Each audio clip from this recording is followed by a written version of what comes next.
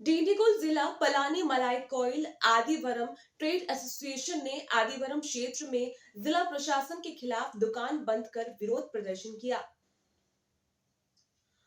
हम जिला कलेक्टर और जिला प्रशासन से गंभीरता पूर्वक अनुरोध करते हैं वे पलानी डिंडीगुल जिले में अतिक्रमण हटाने के उद्देश्य से किसी भी अनावश्यक मामले को अपने हाथ में न ले।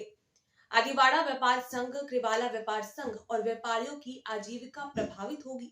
श्रेणी द्वारा लिए गए लगातार आक्रामक निष्कासन निर्णयों से सभी व्यापारी प्रभावित होते हैं। सप्ताह में 2 या 3 बार होने वाले अतिक्रमण के इस अनावश्यक कृत्य के कारण त्योहारी सीजन के दौरान सभी व्यापारियों और व्यापारियों की आजीविका बुरी तरह प्रभावित होती है। हम इसकी कड़ी निंदा करते हैं।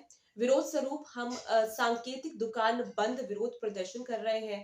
जिला प्रशासन ने हमारी मांगे सुनी, हम उनसे हमारे पक्ष में उचित रुख अपनाने का अनुरोध करते हैं। उन्होंने पलानी आदिवरम ट्रेड एसोसिएशन और सनथी रोड साइड शॉप्स की ओर से पलानी कोट कसियार सरबनन को एक याचिका भी सौंपी।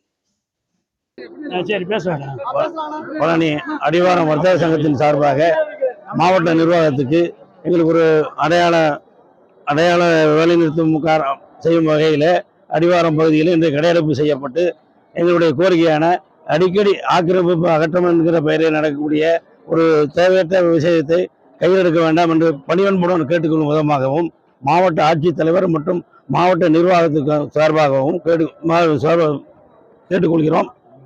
அடிவாரம் வர்த்தக சங்கம் மற்றும் கிரிவீதி வர்த்தக சங்கம் மற்றும் வியாபாரிகள் வாழ்வாதாரம் பாதிக்கின்ற வகையில் எடுக்கப்படுகின்ற இந்த முடிவானது அனைத்து வர்த்தகர்களும் பாதிக்கப்படுகின்றார்கள்.